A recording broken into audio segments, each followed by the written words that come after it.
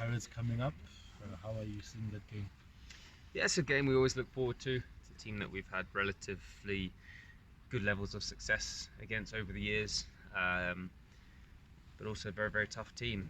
They come off a nice victory in the league, um, and they'll be going for the title again this season. So it's a tough game against a good team who certainly have stepped up a good few levels over the last year, I think, and they're very difficult to play against. But obviously, we have to look back at our results against them and take a lot of heart from that, and a lot of promise going into this game that we know we can cause them problems. We know we have a certain style of play that is effective against them, and hopefully we can carry that out on Wednesday night.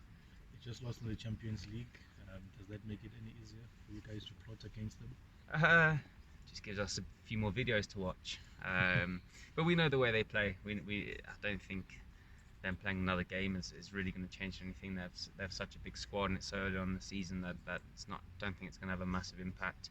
They're going to play their expansive style of football, which is very, very effective if you don't get your organisation correct, and that's what's going to be key to us. I think when we've done well against Pirates in the past, our organisation has been very, very good, and that's something that we really have to make sure on the night we get spot on. Otherwise, they'll open you up and cause you all sorts of problems with their quality. So that's something that we have to focus on, and then hopefully we can add a bit of our quality to the game and cause them problems defensively, because we know that's something that we can really add to the game and hopefully cause them a lot of problems defensively.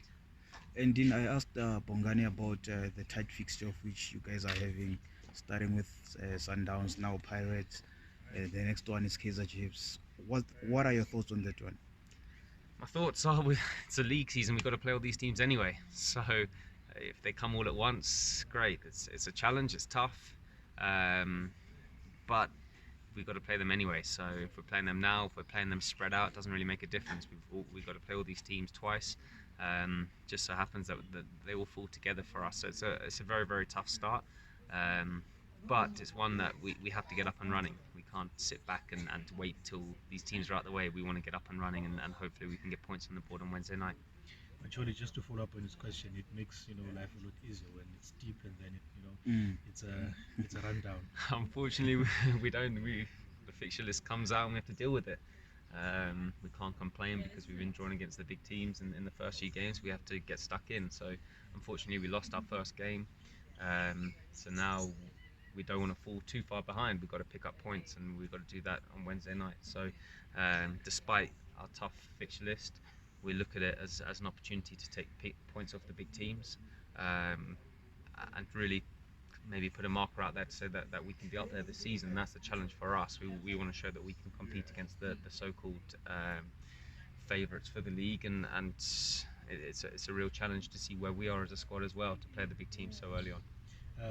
Maybe just to talk about your central midfield position, there was a lot of when Pumani Changas and Solonyan left the team. A lot of people thought that there would be a gap, but looking at a player like Sipombule, who did marvelous against Sundowns, there's also Jamie Webber. Are you comfortable with those players around you, and do you feel like that's the crop to lead forward the central midfield part? Yeah, I think at some stage the young players have got to be thrown in there. Yaya is a fantastic player. Pums did a great job for us as well in a defensive role. But these players are the future of this football club. Sipho Mbule, we saw in his 20 minutes what he's all about. He's unbelievable every day in training. He's fantastic. I think he's come back this season with a renewed attitude. He's one of the fittest in the squad. And if you can add that attitude to his ability, we've got a top player. And I'm not just talking SuperSport, I'm talking Bafana. Jamie keeps on working hard. He's a very good player as well. He affects the game with his runs going forward. And he's got to find his space in the team, which is important. Of course, we've got Toboko Mokoena, who had a fantastic season last year and is definitely going on to big things in his career. So these are exciting young players. My job to try and add a bit of experience in there, try and help them along. We've signed young Jesse Don as well, who's definitely going to be one for the future. But for now, it's up to these players to really say, I'm ready to be a starting player every week, not just a 20-minute player here and there. And that's a challenge for these young players. And I fully expect them to be more than capable of playing at this level and taking their careers to bigger and better things, certainly with Bafana. And when Supumbule came on, I think maybe on Twitter, people are going crazy about his performance. How do you keep a young player like that, grounded, to make sure that it doesn't go over his head about it? Delete Twitter. Yeah, let's not go crazy. He had a good performance. He came on for 20 minutes and did well. But I think over the years we've seen players do that plenty of times, and then it kind of just disappears. The excitement goes to a young player's head, and they think they've cracked it. But in reality, the hard work has only just begun. So we're trying to keep Sipo grounded. As I said, he's a fantastic young player with a lot of ability. And a lot of promise, but that's what it is at the moment, and he has to go and prove his worth. He has to go and show that he's capable of performing week in, week out, because it's no good to do it in a 20-minute performance and then not again.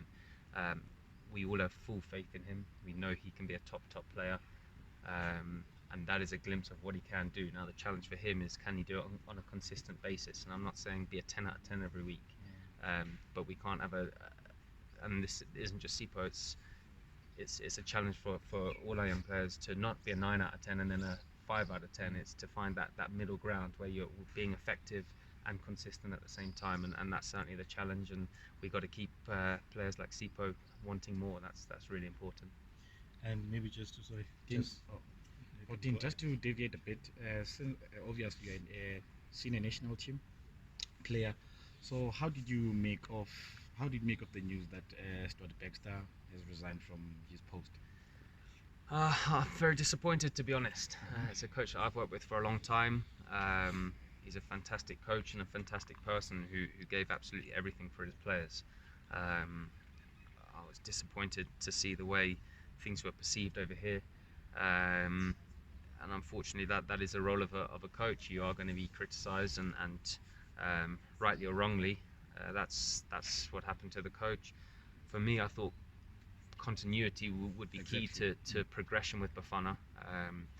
I don't know what the plans are going forward, but it seems like it's all going to start again, and which is a bit of a disappointment, especially after getting to the quarterfinals of the AFCON. Our performances maybe in the groups weren't what we wanted, but we managed to get through, and then we produced one of the best Bafana performances, you guys can tell me, for a long time. So there was something there that we were growing, and the feeling now is what happens now. Does it start again, or can we carry on from there? And I hope we can carry on. I hope whoever's going to come in, and I hope whoever comes in as players, because I suppose it's the start of a new cycle now. I hope we can continue to progress from where we left off, and not start again, and not have those 2 or 3 years where we don't qualify and we struggle, and we've got to carry on from where we left off, and carry on progressing as a force on the continent. So personally, would you prefer a foreign coach or a local coach? No, honestly, I want a coach who understands South African football. I want a coach who understands the players, and hopefully, as I say, someone who can carry on progressing from where we've left off. That's what's key at the moment. Who that coach is up to Safa. We've got some fantastic coaches here. And there's been a lot of rumours, but until something's announced, there's no point looking into the rumours. But for me, it's just about progression at this stage, and hopefully not starting again and throwing away what we've worked on for the last 2 years. You speak of progression. Molefe is the man in charge now on an interim basis. If he cracks the code, would you be comfortable with him being the coach to lead the team going forward? You have to ask Safa what the code is. I don't know what the code is, but he's obviously been the assistant for a long time. He knows the players. I think he's the perfect man to take the job for now. I don't know what Safa's plans are going forward, but for now, I think there's friendlies coming up next month. It's a coach who's comfortable around the players, and the players are comfortable around him. So in terms of progression, it makes it kind of a smooth transition. Whether he's the man going forward or not, that's up to Safa.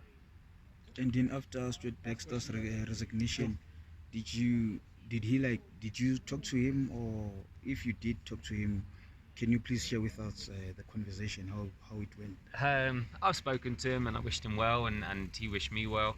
At this stage, that's all we can really say to one another. I think there's a lot of disappointment going around.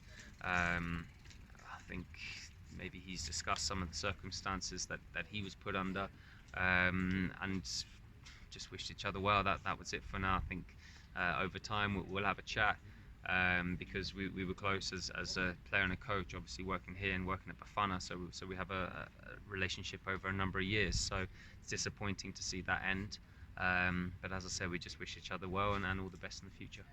Dean, your Bafana teammate Percy Tau, 2 goals in 2 games for Bruges. What do you make of his start there so far? Yeah, it's brilliant. It's great to see the excitement around him, and it's great to see that he's hit the ground running. I know his attitude, I know how hard he works every single day, and I know what impact he can have on any team. Just his enthusiasm and his personality can have a positive impact on any team, and it's great that his goals are now becoming part of his game. That's so important. I think we want him scoring goals, we want him making assists, we want him affecting games, and to see his 2 goals brilliantly taken. He looks at home straight away, he looks very, very comfortable, and we look forward to seeing him hopefully in the Champions League proper. So it's an exciting season for him. I know the chief scout at Brighton, I know they're excited by him, but for now, whilst he can't play there, it's great to see him out there at a top club doing very well. Lyle Foster as well at Monaco, getting some minutes there. Future's bright for Bafana strikers, seems Again, like it. fantastic for Lyle. I don't know him personally, but I speak to his agent a lot, and he tells me how hard he's been working. Seems like he's had a very good pre-season and got rewarded for his hard work with a starting place. Unfortunately, when I looked, I got very excited to think that Fabregas might be playing him slide balls, but I think he got sent off after half an hour. So probably not the debut that he wanted, but fantastic to be playing for such a great club at such a young age. Right. Thanks, Dean. Thanks, guys. Cheers.